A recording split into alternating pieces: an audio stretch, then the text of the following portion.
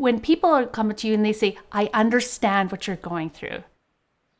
And in my head, I think, you actually have no idea.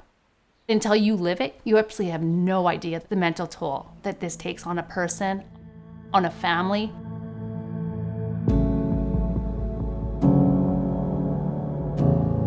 I was born to be Max's mom. I believe everything I've ever done leading up to the point of having Max was preparing me to be Max's mom.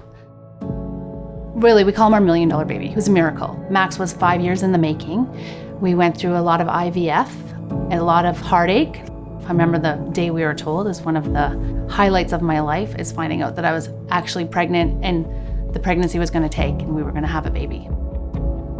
When he was close to 2, we started to notice that he wasn't hitting the same 2-year-old milestones like other kids. He wasn't talking, he was really nonverbal, he got really anxious in social settings, he would hit his head. So then we're like, okay, so you're hitting your head, so that's telling me something's up. We would go get referred to a pediatrician. They'd be like, very common, he's a boy, he will grow out of this.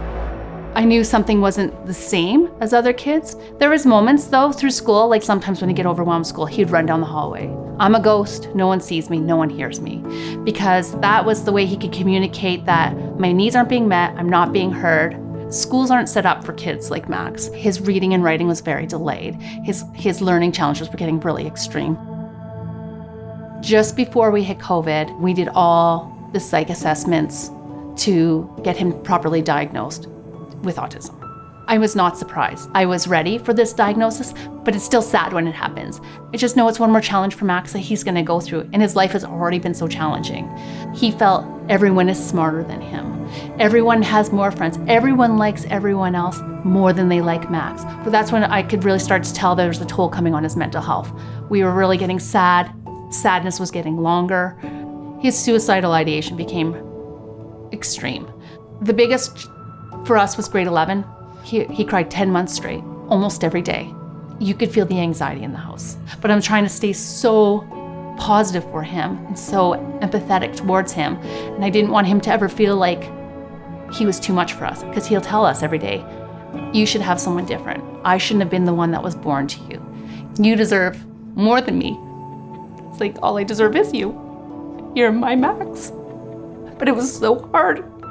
And I was like, there's no way I can do this for another 18 years.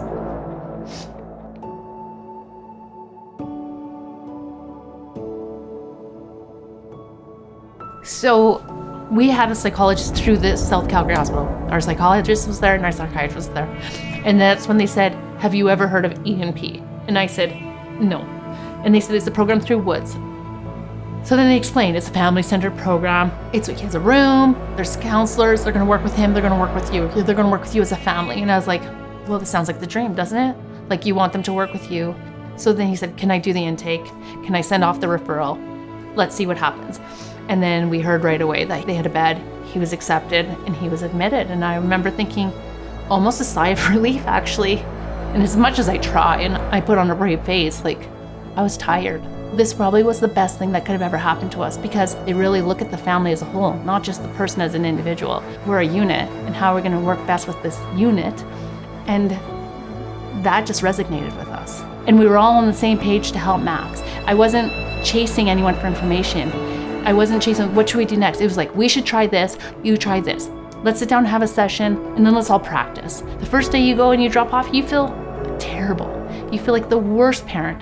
But when you pick them up at the end and they're able to smile and engage and participate in life again, you're like, that was all worth it. Like, all those moments were worth it, because this is where we are now. For the first time I could breathe in a long time. I felt like I've been holding my breath for so long. Max turned 18 a week ago.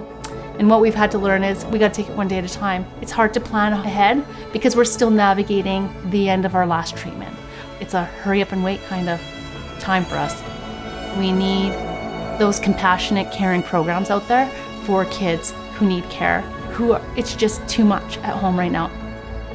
I always try to let Max know, I'm so proud of you. I just want him to be happy. Like, his empathy is so grand. His heart is so big. There is no Woods Homes, I don't know where we'd be. Like, you saved us. You saved me. Save my family.